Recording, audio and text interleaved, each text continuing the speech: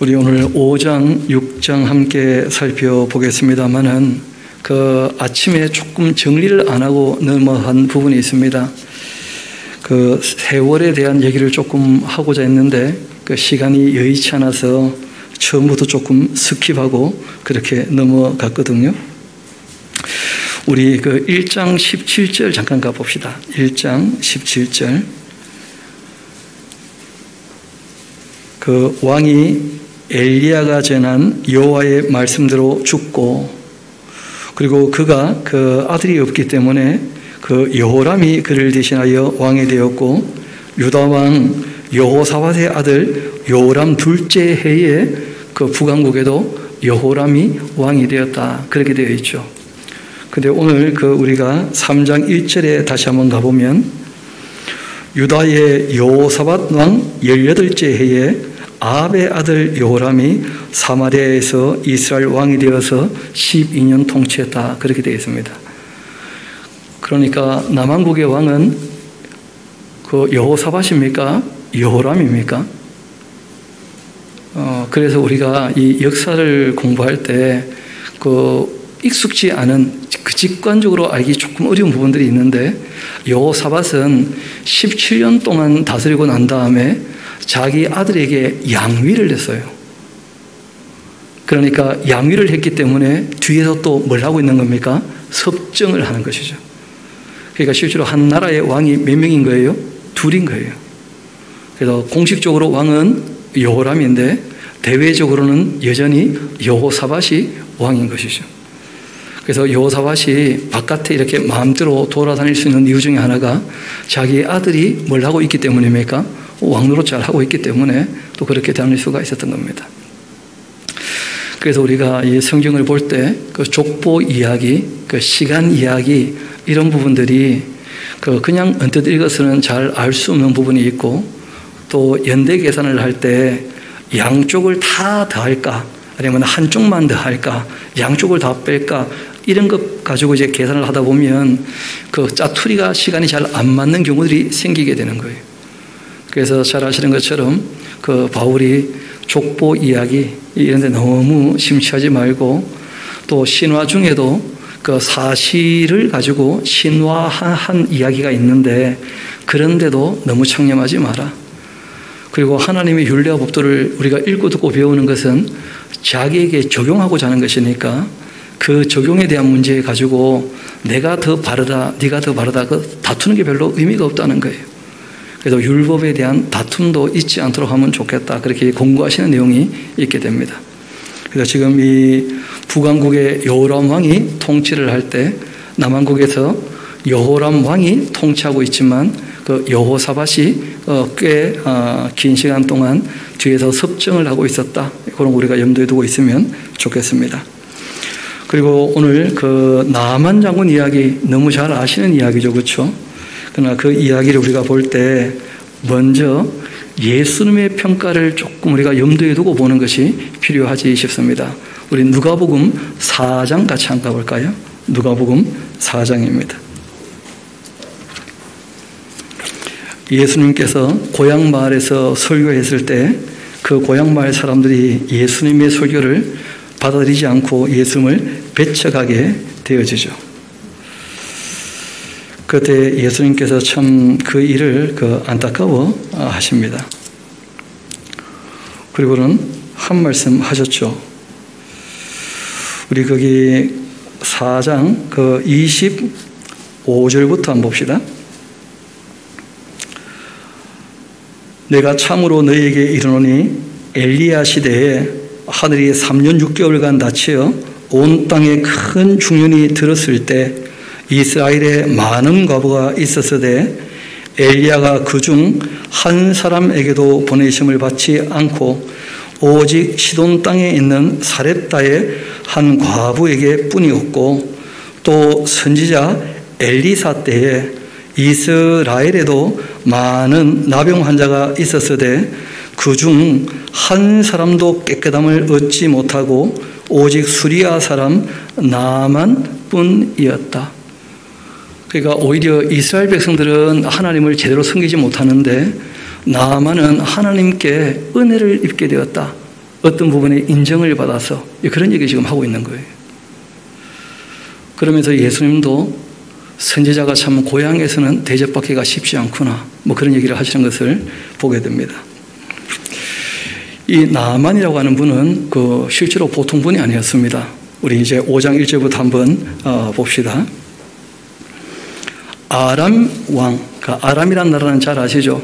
셈의 셋째 아들이었고 그 아람 또는 지금 우리가 수리아 하는 그런 나라이기도 하죠. 그 수도가 다마스커스 아닙니까? 다메섹. 그리고 원래 이스라엘 백성들이 히브리 민족이라 이렇게 불리게 된 것은 아람 땅에서 유리하던 사람이었어요. 그럼 잘 아시는 것처럼 아브라함의 고향이 바로 밧단 아람에 있는 그 하란이었죠. 그러니까 아람 땅에서 떠돌던 사람들이에요. 그래서 떠돌던 사람들 해서 히브리 민족이란 말이 있게 되었던 것이죠. 그러니까 이 아람이라는 나라는 어떻게 보면 이스라엘 나라에게 있어서는 어머니 같은 그런 나라예요. 실제로는. 그리고 바로 그 요단 건너편에 있기도 하니까 굉장히 가깝고 영향을 많이 받았던 그런 나라이기도 합니다.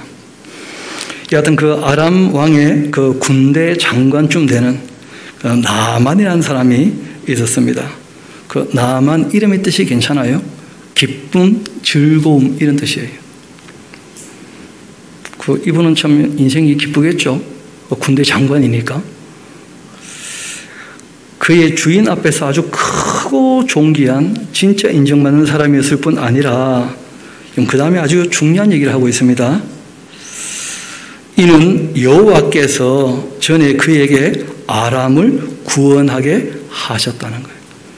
하나님께서 도와줄 만큼 이 나만이라는 인물은 그 인간에 있어서 됨됨이가 어떻게 보면 된 사람이에요. 그런데 아직 하나님이 어떤 분인지 잘 알지 못했는데 왜냐하면 전하는 이가 없으니까 듣지 못하니까 잘 알지 못하는 거죠.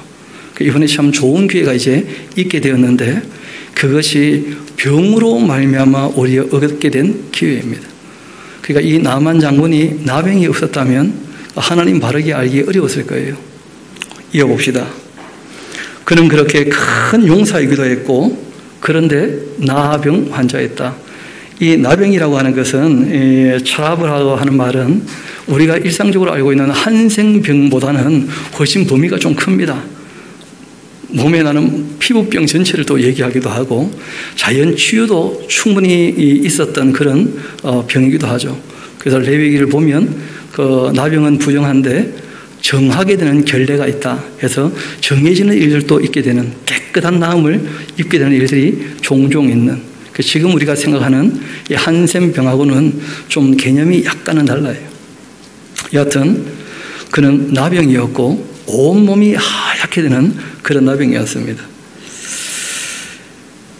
전에 이 아람 사람이 떼를 지어 나가서 이스라엘 땅에서 어린 소녀 하나를 사로잡았고 그가 나만의 그 아내에게 수종 들고 있었습니다. 그 당시 그러니까 지금부터 2850년 전 이야기니까 이런 일들이 일상다반사죠. 전쟁에서 잡아와 가지고는 자기 부인에게 그 여자아이를 선물로 주는 거죠. 그 노예로 부리라고. 그러니까 그렇게 이제 주던 그런 때였죠. 그 여주인에게 그 아이가 말을 합니다. 우리 주인이 그 사마리아에 계신 선지자 그 엘리사를 얘기하는 것인데 그 앞에 계셨으면 참 좋겠나이다. 그러면 그 엘리사가 나만의 그 나병을 고쳐줄 수 있을 텐데요 하면서 이 여자아이가 그 엘리사에 대해서 좀 뭘 알고 있는 거예요. 그런 얘기를 하니까 이제 지푸라기라도 잡는 심정으로 붙잡게 되는 거죠. 나만이 들어가서 그 주인에게 이야기합니다. 아람 왕에게 이르되 이스라엘 땅에서 온 소녀의 말이 이러이러합디다. 정말 나는 이 병 낫고 싶은데 그 왕이 좀 허락을 하시면 자신이 이제 이 이스라엘에 가겠다는 것이죠. 그 아람 왕이 말합니다. 갈지어다. 이제 내가 이스라엘 왕에게 글을 보내라 그렇게 했고 나만이 곧 떠날새 은 10달란트 한 달란트가 한 30kg쯤 되니까 34kg쯤 되니까 은 10달란트 하면 적은 무게가 아니죠. 그렇죠? 또 금은 6,000개 금화 6,000개 또 의복 10벌을 가지고 가서 그거 금화 하나가 10,000원 해도 6천만 원이니까 그 적은 돈이 아니죠. 금화 하나가 10,000원밖에 안 하겠습니까? 그러면 저도 그 골드 코인을 사고 싶은 마음이 있는데 투자할 마음이 있는데 그 은시 달란트 금 6,000개 그 의복 10벌 이렇게 가지고 가요. 그리고 이스라엘 왕에게 그 글을 전하니 일렀으되 내가 내 신하 나만을 당신에게 보냅니다. 이 글이 당신에게 이르거든 당신은 그 나병을 고쳐주시오 하고 얘기를 하는 거예요. 그러니까 이 얘기를 듣는 여호람 입장에서는 말도 안 되는 요구를 하는 이유가 뭐겠습니까? 큰 나라가 전쟁하고 싶어서 그렇게밖에 생각이 안 되는 거예요. 그래가지고 이스라엘 왕이 그 글을 읽고 막 자기 옷을 찢고 그리고 한마디 합니다. 내가 사람을 죽이고 살리는 하나님이냐?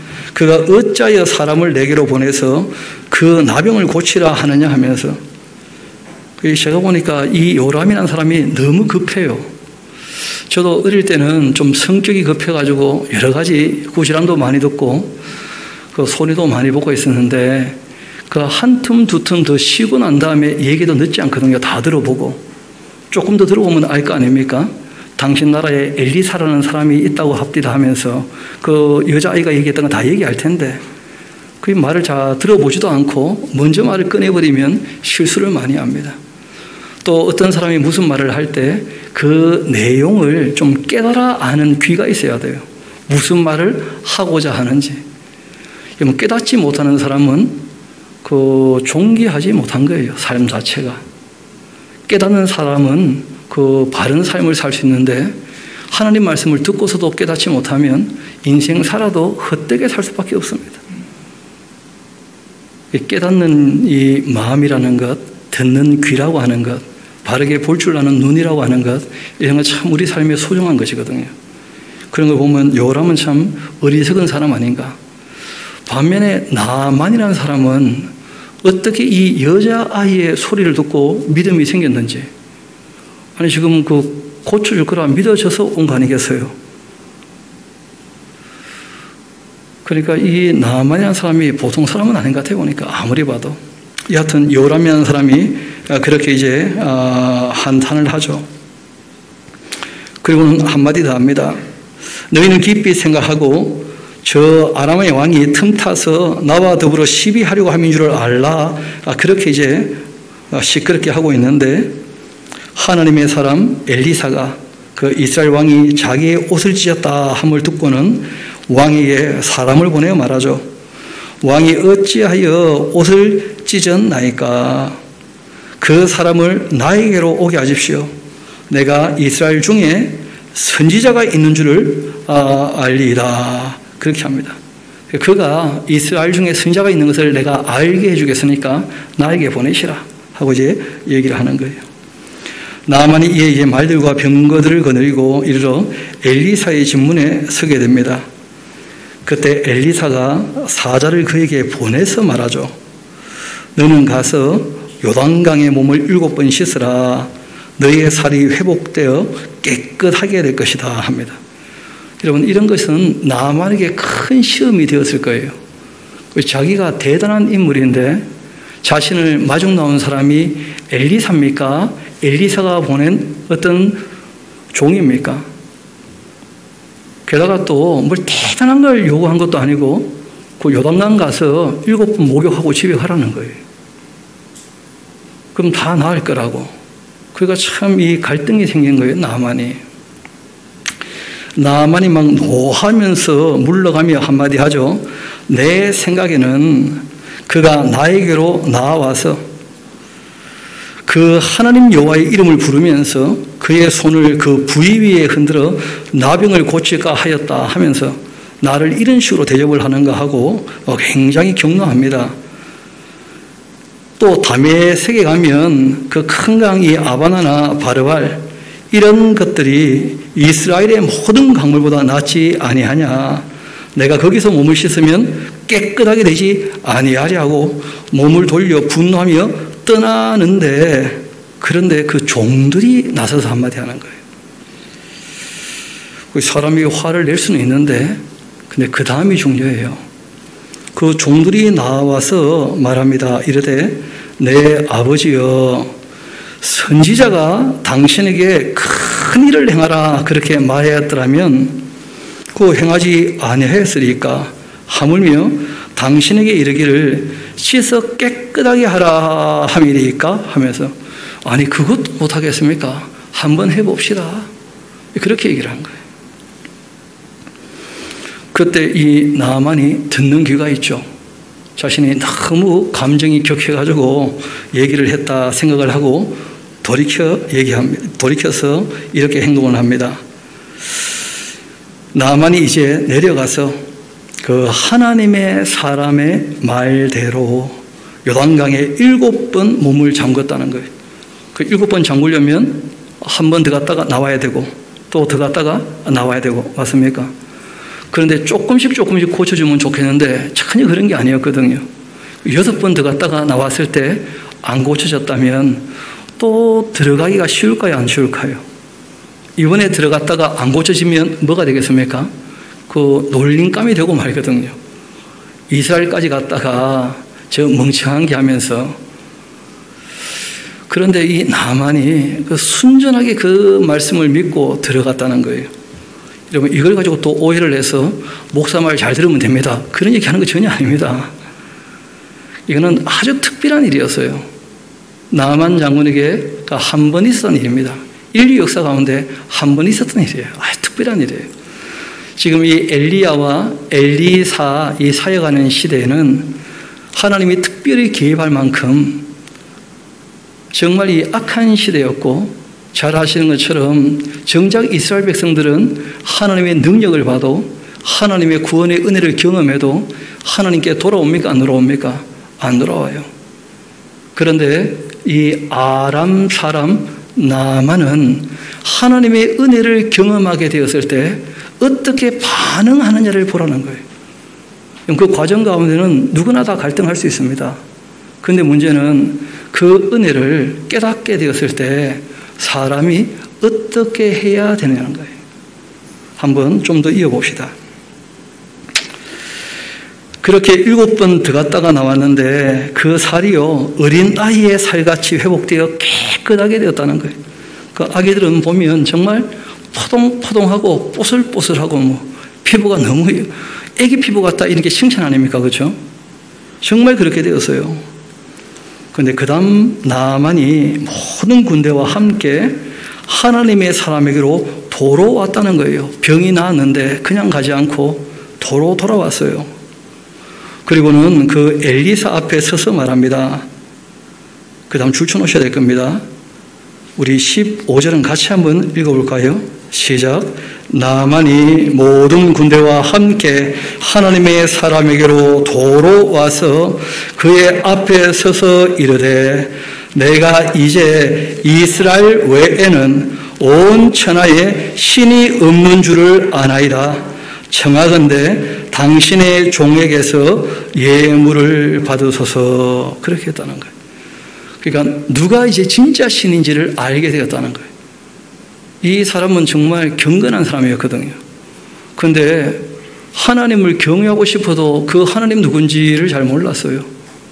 각 나라마다 자기 신들이 다 있었으니까. 그런데 그 신들은 다 누군가가 언제 만들었던 우상들이었거든요. 그런데 진짜 신을 만나게 된 거예요. 잘 아시는 것처럼 스스로 계시는 분, 전지전능하신 분, 무소부지하신 분, 영원히 변치 않으시는 분, 이분이 거기에 대한 인식이 있어요. 무소부재하시다. 그래서 이분이 이렇게 합니다. 내가 이제 이스라엘 외에는 온 천하의 신이 없는 줄 압니다. 청컨대 당신의 종에게서 예물을 받으소서. 그렇게 했고 이르되, 내가 섬기는 여호와께서 살아계심을 두고 맹세하노니, 이 여호와라는 말이 스스로 계시는 분, 그런 뜻이거든요. 뭐라고 하느냐면, 내가 그 앞에도 받지 아니하리라. 그렇게 이제 예물을 안 받는다고 하니까 나만이 받으라고 강문을 하지만 여전히 엘리사는 거절을 해요. 여호와 앞에서 내가 너에게 예물 받는 것, 이거는 옳지 않다. 지금은 그런 시대가 아니라는 거예요. 또 예수님도 그 제자들에게 하신 말씀이 있죠. 마태복음 10장을 보면 거저 받았으니 어떻게 하라고요? 거저 주어라. 그렇게 할 때 예수님께서 제자를 파송할 때 병 고치는 능력을 줘서 파송했거든요. 그러니까 많은 사람들이 그 예수님의 제자들로 말미암아 이런저런 혜택을 입게 되었을 터인데, 그때 예수님께서 그것 가지고 너희들이 무슨 착복을 하거나 이익을 삼아서는 안 된다. 내가 너희들에게 준 능력은 거저 준 것이니까 너희도 어떻게 하라고요? 거저 받았으니 거저 줘야 된다. 그렇게 특별히 부탁을 하신 거예요. 그 엘리사가 그렇게 거절을 합니다. 그때 나만이 이런 말을 해요. 그러면 청컨대 이 노새 2마리의 실을 흙을 당신의 종에게 주옵소서. 이제부터는 종이 번제물과 다른 희생제사를 여호와 외에 다른 신에게는 드리지 않고 다만 여호와께만 뭐 하겠다는 거예요? 제사하겠다는 거예요. 왜 그럴까요? 은혜에 감사하니까 하나님 앞에 사랑을 표현하겠다는 거예요. 여러분, 실제로는 이런 것이죠. 하나님이 우리를 사랑하시는 이유 중에 하나는 하나님을 우리가 사랑하기를 원하시기 때문에, 사람이 하나님을 사랑하지 않는다면 하나님이 창조하신 이유도 없는 것이고 구원해야 될 아무런 이유도 없는 거예요. 우리를 구원하시는 이유가 어디 있겠습니까? 그 크신 은혜와 긍휼과 자비와 사랑으로 우리를 왜 그 아들의 핏값을 주고 건져주시겠습니까? 그 은혜에 대해서 깨닫고 그 사랑에 감격해서 정말 하나님을 사랑하기를 원하시는 것이거든. 그리고 하나님과 사랑의 교제가 이루어지지 않는다면 그러면 구원도 아무 의미가 없는 거예요. 우리가 이 땅에 사는 이유가 거기 있는 것입니다. 여러분, 천사들은 하나님의 사랑을 천사이기 때문에 잘 알지 못하고 배우지 못한 부분이 있어요. 그래서 잘 아시는 것처럼 천사 중에 그 마귀가 된 천사도 있고요. 맞습니까? 그 마귀가 된 천사 중에 무려 3분의 1이 또 함께 거기 하나님을 배도하면서 배신하면서 귀신들이 되고 말았거든요. 성경을 보면 하나님과 사람과의 관계를 통해서 하늘에 있는 천사들도 하나님의 사랑이 무엇인지를 배워가고 있다는 거예요. 우리가 이 땅에서 인간으로 태어난 이유는 거기 있는 것이죠. 피조물로서 하나님의 사랑을 배워서 하나님 사랑하기를 원하시기 때문에.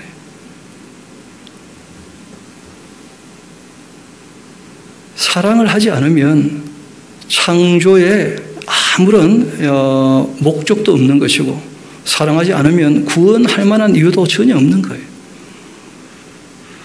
그래서 성경은 우리에게 이런 말씀을 하고 계시는데, 우리 한번 고린도전서 16장 같이 한가 봐요. 그 고린도 교회가 이 신비주의 영성 때문에 다른 예수, 다른 복음, 다른 영을 전하는 이 악당들 때문에 참 시끄러웠거든요. 그때 이제 이 바울이 고린도 교회 문제를 쭉 해결하기 위해서 딴 얘기를 하지 않죠. 진리가 정말 통하는지, 사랑으로 그 하나님의 능력을 나타내고 있는지 그 얘기를 쭉 얘기하다가 결론적으로 이렇게 말합니다. 우리 16장 21절 같이 한가 봐요. 나 바울은 친필로 너에게 문안하노니 만일 누구든지 주를 사랑하지 아니한다면 저주를 받게 될 거다. 우리 주여 오시옵소서. 주 예수 그리스도의 은혜가 너희와 함께하고 나의 그 사랑이 그리스도 예수 안에서 너희 무리와 함께할지어다. 아멘. 그러니까 사랑이 없으면 아무것도 아니라는 거예요. 하나님의 은혜를 경험하고 하나님을 사랑하는 쪽으로 가는 사람이 있는 반면에 하나님의 은혜를 경험하고 하나님의 능력을 탐내게 되는 사람도 있어요. 자기 욕심을 이루려고. 하나님을 사랑하는 쪽으로 가지 않고 하나님의 사랑을 이용해 먹는 사람이 있다는 거예요. 늘 자기만을 위해서. 그러니까 신앙생활을 한다고 해도 결국은 자기를 위하는 것이 되고 만다면 그런 것은 사랑도 아니고 신앙도 아니고 아무것도 아니에요. 아무 의미가 없다는 거예요. 그런 사람 또 한 명 보게 될 겁니다. 바로 게하시라는 사람이에요. 나만이라는 사람하고 게하시라는 사람을 극명하게 대비시켜주면서 하나님을 사랑한다는 것, 그 하나님을 섬긴다는 것이 무엇인가, 이걸 우리에게 잘 보여주고 있습니다. 이 본문 자체가. 조금 더 보도록 합시다. 다시 본문으로 돌아옵시다.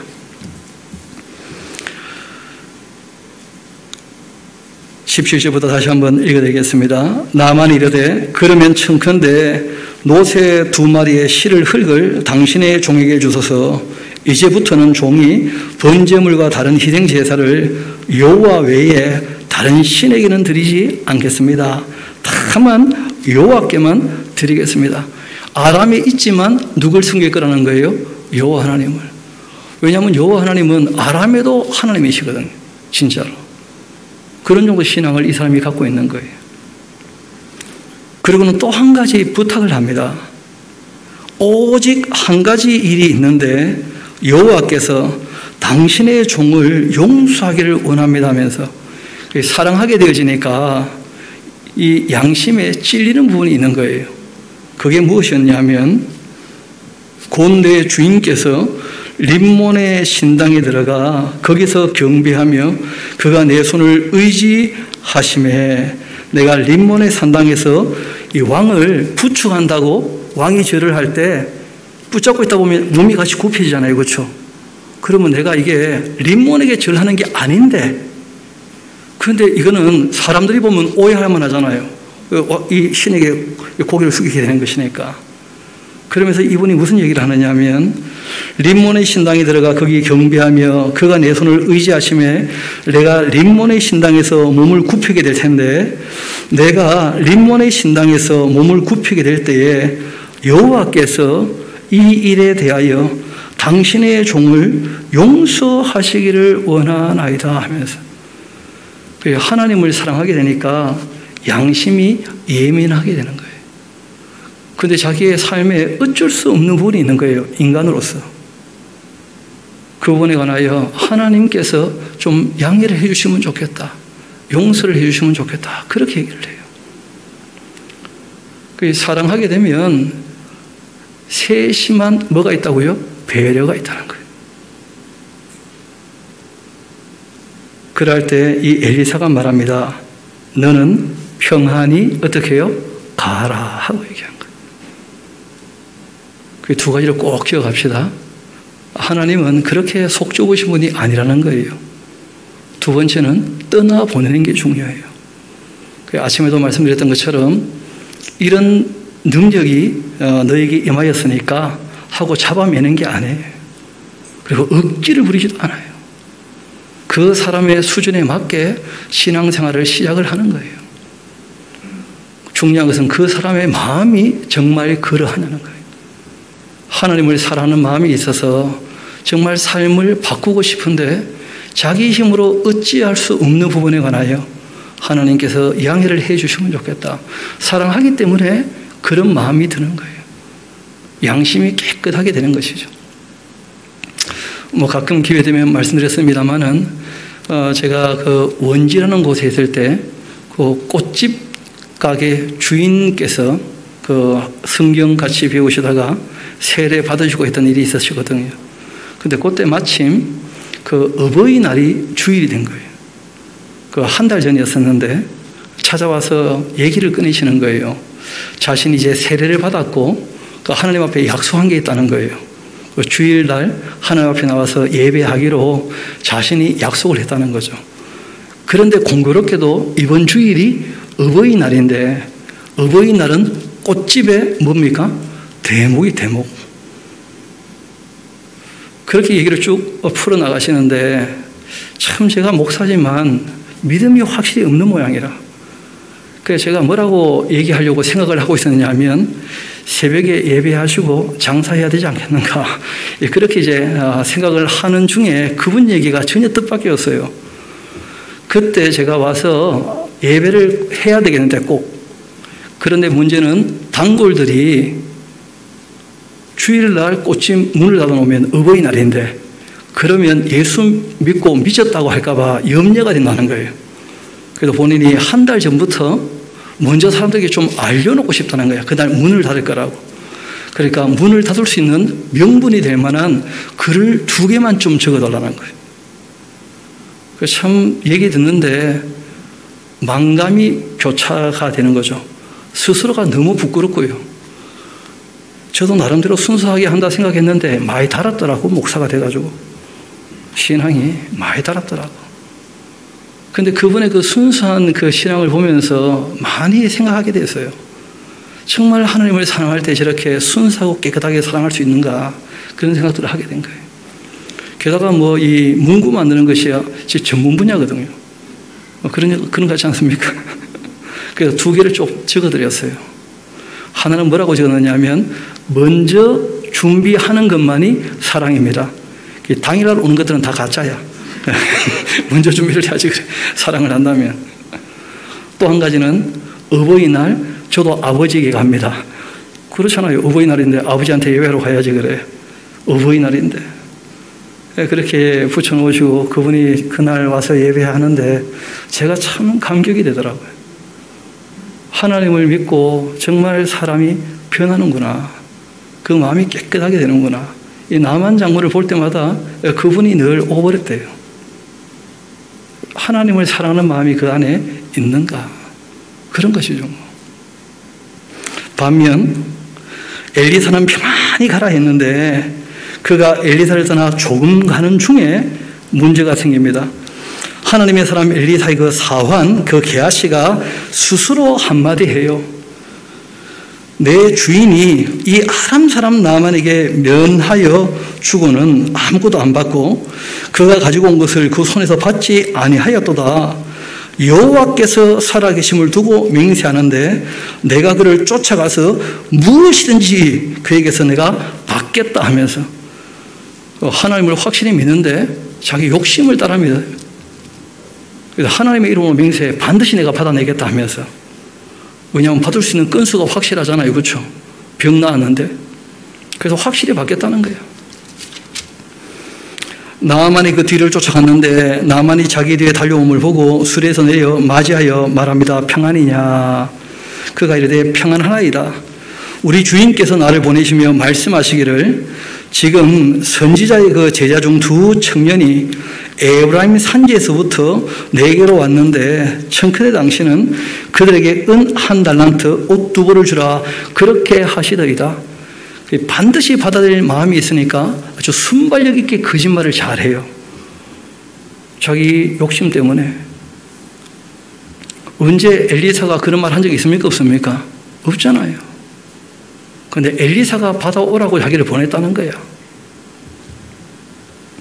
나만이 이르되 바라건대 2달란트를 받으라 하고는 그를 강권하여서 은 2달란트를 2 전대에 넣어 메고 옷 2벌을 아울러서 2 사환에게 쥐어주고 그들이 게하시 앞에서 지고 가고 언덕에 이르게 되자 게하시가 그 물건을 2 사환 손에서 받아 집에 또 감추어 두고, 그러니까 작당을 할 때 항상 함께하는 사람들이 있어요. 보니까 그들을 보내 가게 한 후에 들어가서는 그 주인 앞에 서니까 엘리사가 한마디 합니다. 게하시야, 너가 어디서 오느냐? 대답하되 당신의 종이 아무데도 가지 아니하였나이다. 엘리사가 한마디 하죠. 한 사람이 수레에서 내려 너를 맞이할 때에 내 마음이 함께 가지 아니하였냐? 이 개역 한글판의 번역이 좀 더 나아요. 너가 그에게서 물건을 받을 때 내 마음이 감각되었다는 거예요. 내가 너 무슨 짓 했는지 다 알고 있다는 거예요. 실제로 엘리사의 영역이 엘리야보다 갑진에 있는 사람 아닙니까? 그 엘리사를 제일 잘 아는 사람이 누구겠습니까? 게하시라는 사람. 그런데 이 사람이 돈에 눈이 머니까 진짜 아무것도 안 보여. 하나님을 사랑하는 것이 아니라 돈을 사랑하니까 그렇게 되고 만 거예요. 그러니까 심지어는 하나님 이름까지 이용해 먹으면서 자기 욕심을 채워.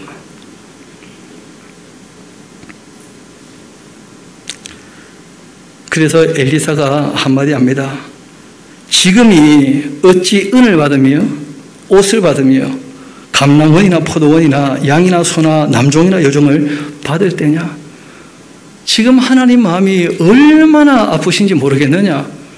이스라엘 백성들은 그 엘리야의 능력을 보고도 아무도 돌이키지 않고, 이 이스라엘 백성들은 하나님의 구원의 기적을 보면서도 아무도 회개하지 않는데, 이방 사람 나아만이 하나님께 회개하고 돌아오게 되었을 때 하나님께서 기쁘기도 하시지만 너무 속이 상하지 않겠어요? 정작 자기 백성 이스라엘 백성들은 아무도 안 돌아오니까. 그런데 이 게하시는 거기서 또 돈 욕심 가지고 하나님 이름을 팔아가지고 그것도 이방인에게 그러고 있으니 이 엘리사가 너무 마음이 상하는 거죠. 그래서 한마디 합니다. 그러므로, 인과요, 인과. 그러므로 나아만이 그 나병이 너에게 들어 너의 자손에게 미치게 되고 영원토록 이르게 될 것이다. 그렇게 하니 게하시가 그 앞에 물러나게 되었고 나병이 발하여 눈같이 되고 말았다는 거예요. 그런데 이후에 게하시가 함께 또 행동을 하죠. 이거 한번 물어봅시다. 나병은 정한 병입니까? 부정한 병입니까? 부정한 병이지 않습니까?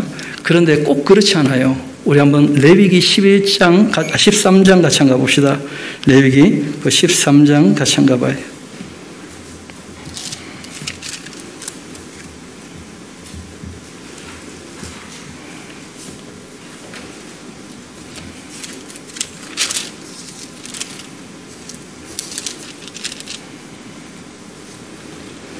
그 12절 13절 보면 이런 내용이 있습니다. 제사장이 보기에 나병이 그 피부에 크게 발생하였으되 그 환자의 머리부터 발끝까지 다 퍼지게 되었다면 그가 진찰할 것이고, 나병이 과연 그 전신에 퍼졌다면 그 환자를 뭐라 하라고요? 정하다 하라는 거예요. 다 희어진 자이기 때문이다. 그러니까 온몸이 다 하얘져 버리면 그 나병은 뭐라는 거예요? 정한 나병이에요. 부정하지 않기 때문에 함께 거할 수 있어요. 함께. 그러니까 나병이 진행되고 있다면 문제가 생길 수 있다고 보는 것이죠. 반면에 그 사람이 다 그냥 하얘져 버리면 뭐가 되었다는 거예요? 정한 나병. 그래서 함께 머무는데 아무 상관없어요. 그래서 나만 장군이 찾아왔을 때에도 부정하게 여기지 않았던 것이고, 그리고 이 게하시도 함께 동력하고 동행하는데 전혀 부정하게 여기지 않아요. 왜냐하면 이때 이 전신이 하얘지는 나병은 무슨 나병이라고요? 정한 나병이기 때문에 그래요. 그리고 6장 가면 하나님께서 이렇게 큰 일에도 관여하시지만 정말 세심하게 작은 일에도, 이런 문제가 안 일어나면 모르겠는데 문제가 일어나 버렸을 때 우리 힘으로 해결 못하는 일들이 있습니까? 없습니까? 그러니까 그때라도 기도해야 돼요. 그때도 기도 안 하면 진짜 아무 관계 없는 사람이죠. 그래서 아침에 말씀드렸던 것처럼 일상적으로 문제가 일어나지 않게 하는 게 제일 좋은 것이고, 그래도 우리 살아가는 삶 가운데 이런저런 문제가 터졌을 때 내 힘으로 어찌할 수 없을 때 반드시 하나님께 필요를 따라 구해야 됩니다. 아뢰는 것이 중요하죠. 그래서 욕심을 따라 구하는 것은 문제지만 뭘 따라 구하라고요? 필요를 따라서. 그래서 예수님도 오늘 우리에게 일용할 양식을 주옵시고 반드시 기도하라는 거예요. 시험에 들지 않게, 악에 빠지지 않게 말하는 거예요. 기도하라는 거예요. 그건 꼭 필요한 것이니까. 우리 힘으로 악을 늘 이길 수 없거든요. 알고 보면. 그래서 그 내용 한 가지를 한번 봅시다. 선지자의 그 제자들이 엘리사에게 이르되, 보소서, 우리가 당신과 함께 거주하는 이곳이 우리에게 참 좁습니다. 우리가 요단으로 가서 거기서 각각 한 제목을 가져다가 그곳에 우리가 거주할 처소를 세우사이다. 그렇게 해요. 엘리사가 유명해지고 사람들이 자꾸 모여오니까 거처할 곳이 잘 없는 것이죠. 그래서 이제 나무를 베어가지고 원두막 같은 것을, 오두막 같은 것을 좀 짓기로 한 겁니다. 그래서 이제 나무를 베게 되었던 것인데, 문제는 지금은 도끼가 참 쌉니다만은 이때는 그 쇠로 된 도끼라는 것 자체가 너무 귀한 시절이에요. 그러니까 이제 그 도끼질을 하다가 요단가에서 요단강물에 빠진 모양이죠. 이어봅시다. 2절 다시 보겠습니다. 우리가 요단으로 가서 거기다 각각 한 제목을 가져다가 그것에 우리가 거주할 초소를 세우사이다 하고, 엘리사가 이르되 가라 하는지라 그 하나가 이르되 청컨대 당신도 종들과 함께 하소서 했고, 엘리사가 이르되 나도 가겠다 그렇게 했습니다. 드디어 그들과 함께 갔고 무리가 요단에 이르러 나무를 뱄는데 한 사람이 나무를 벨 때 그 쇠 도끼가 물에 빠지고 만 거예요. 떨어졌어요. 이에 외쳐 이르되 아하 내 주여 이는 빌려온 건데 큰일 났습니다. 이 물에 빠진 도끼를 어떻게 찾습니까 하면서 기다려보면 펑 이 도끼가 내 도끼냐? 뭐 그럼 참 쉬운데 그런 거 전혀 없거든요. 지금 또 그런 얘기도 아니고 이는 빌려온 건데 어떡합니까? 그랬더니 하나님의 사람이 말합니다. 어디 빠졌냐? 그곳을 보이는지라 엘리사가 나뭇가지를 베어 물에 던지고 쇠 도끼가 떠오르게 되었다는 거예요. 이르되는 그것을 집으라 하고 그 사람이 손을 내밀어 그것을 집게 되었다. 그렇게 해서 또다시 집을 짓게 된 것이었죠. 어떻게 보면 하나님께서 우리의 삶에 섭리하신다고 할 때 지금 이것이 특별한 사건들이지만 우리 삶 가운데 일상적으로도 늘 주님께서 우리를 도우신다는 거예요. 어떤 사람은 사람이 돌 부스러기에서 단세포 생물이 되었다가 점점 진화해서 인간이 되었다고 얘기를 하는데 여러분 우리가 이빨 같은 거 한번 생각해 봐요.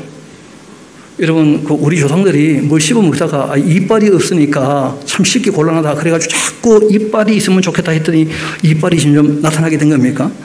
어떻게 생각하셔요? 아니 원래부터 인간에게는 이빨이 있었겠습니까? 성경을 보면 각기 종류대로 만드신 게 너무나 확실하거든요. 그건 우리가 늘 검토할 수 있고 확인할 수 있는 유전 법칙에서 확인해 주지 않습니까? 모든 화석도 마찬가지죠. 어떤 화석도 그 자체로 완전하지 이빨이 반만 있는 그런 화석이 본 적이 있습니까? 그 두개골 화석을 보면 확실히 아는 거예요. 이게 원숭이인지 사람인지 이게 개인지 고양인지 아니면 지금은 멸종하고 없는 왜냐하면 홍수 이후에 많은 것이 멸종됐거든요. 실제로. 이번 강좌 때도 조금 더 말씀을 드리긴 하겠습니다만은 우리가 하나님께서 일상적으로 우리 삶 가운데 이미 베푸신 것이 너무나 많다는 거예요. 우리가 거기에 대해서 늘 감사할 뿐 아니라 또한 우리 힘으로 어찌할 수 없을 때는 정말 무릎을 꿇어야 될 겁니다. 그래서 하나님의 뜻을 먼저 우리가 구하고 무릎을 꿇을 때 자기 욕심을 따라서 하나님께 구하지 않도록 조심해야 돼요. 그리고 하나님의 뜻을 바르게 알고 우리가 주님의 뜻을 따르기 위해서 주님의 도움을 바라면서 또 주님께서 베푸신 은혜가 있다면 정말 감사하면서 하나님의 그 크신 은혜와 그 사랑 가운데 우리가 그분을 사랑함으로써 우리 마음을 좀 깨끗하게 해서 순수하게 하나님을 정말 사랑하면서 그 진리의 말씀을 따라야 되지 않겠는가. 그런 면에서 참 나이가 들으니까 계산이 많아지고 복잡하게 되는 부분이 있더라고 보니까. 그래서 우리가 오늘 나만 장군 얘기를 잘 봤으니까 좀 그런 걸 다 좀 내려놓읍시다. 제가 믿기로는 우리가 정직하고 성실하게 살면 하나님께서 우리의 삶에 필요한 것들을 약속하신 대로 늘 공급해 주실 줄 믿습니다. 말씀하셨잖아요. 염려하지 말라고. 두려워하지 말라고. 하나님께서 우리와 함께 하신다는 약속을 늘 하셨거든요. 우리가 그 하나님을 의지하고 살아가야 될 것입니다. 하나님이 계시다는 게 정말 믿어진다면 그러면 염려하지 말아야 돼요. 두려워하지 말고. 그 다음 아람 군대에 대한 이야기는 우리가 다음 시간에 아람 군대 얘기를 조금 더 6장 7장 이어서 그렇게 나누도록 하고요. 오늘 도끼를 찾았으니까 집에 갑시다. 기도하시겠습니다.